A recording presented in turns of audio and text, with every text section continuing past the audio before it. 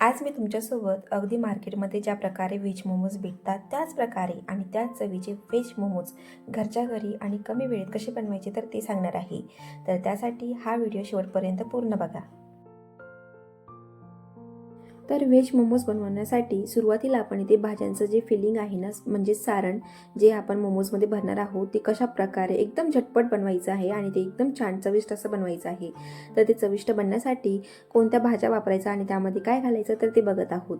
तर त्यासाठी इथे मी घेणार आहे पत्तागोबी, गाजर आणि कांदा.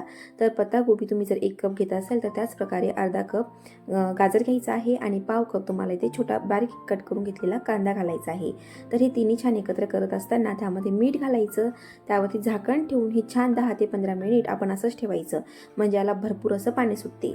जोपर्यंत 10-15 मिनिट होत आहे तोपर्यंत आपण एका भांड्यामध्ये 1 कप मैदा घेणार आहोत आणि त्यामध्ये थोडंसं चवीप्रमाणे मीठ घालून हे छान एकत्रित करून घेणार आहोत.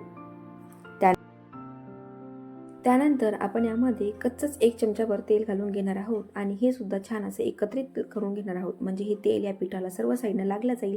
अशा प्रकारे आपण हे पीठ आणि तेल छान चोळून घेणार आहोत. त्यानंतर थोडं थोडं पाणी घेऊन आपल्याला एकदम घट्ट असा गोळा इथे भिजवून घ्यायचा.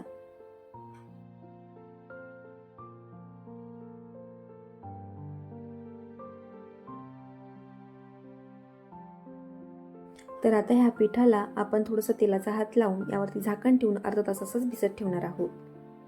तर इकडे 10 ते 15 मिनिट झालेले आहेत आणि भाज्यांना मस्त असं पाणी सुटलेलं आहे. आता आपल्याला ह्या भाज्यांमध्ये असलेले जे पाणी आहे ना ते पूर्णपणे काढून घ्यायचं आहे. तर अशा प्रकारे मी ह्या भाज्यांमधलं पूर्णपणे पाणी काढून घेतलेलं आहे आणि ह्या पाण्याचं तुम्ही फेकून न देता एखाद्या पिठामध्ये भिजवून त्याचे छान धपाटे सुद्धा करू शकता.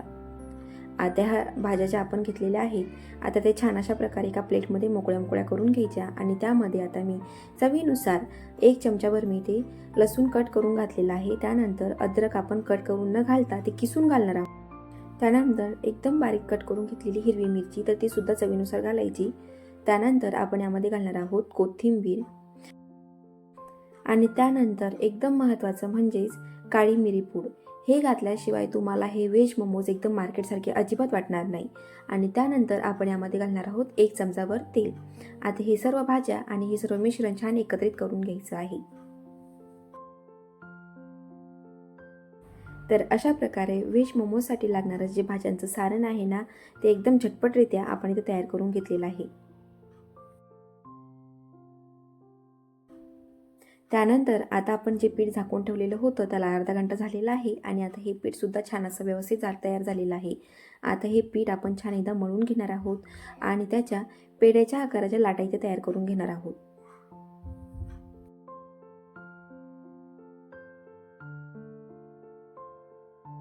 त्यानंतर आपण ही छोटीशी लाटी छान अशी लाटून घेणार आहोत.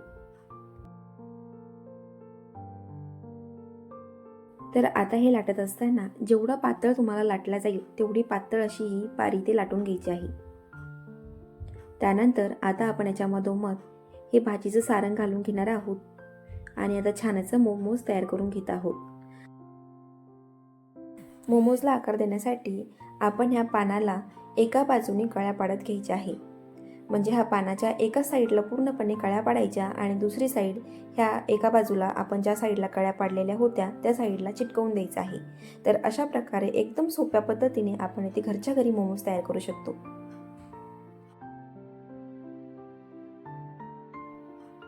तर एकदम झटपट असे हे मोमोज आपण कुठल्याही आकारामध्ये घरच्या घरी तयार करून बघू शकतो.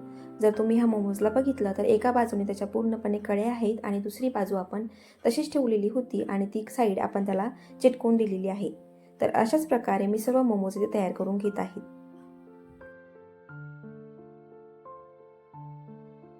तर आता हे सर्व तयार केलेले मोमोज आपल्याला वाफवून घ्यायचे आहे. तर त्यासाठी इथे मी एका भांड्यामध्ये खाली पाणी ठेवलेलं होतं आणि त्यावरती एक चाळणी ठेवून आपण ते भांडं छान तापवायला ठेवलेलं होतं.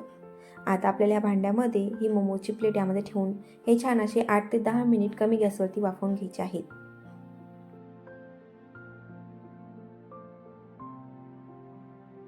8 ते 10 मिनिटानंतर जर आपण बघितलं तर आपले मस्त असे मोमोज तयार झालेले आहेत. एकदम सोपी पद्धत आहे, त्यामुळे नक्की ट्राय करून बघू शकता आणि ट्राय केल्यानंतर मला कमेंट करून नक्की कळवा.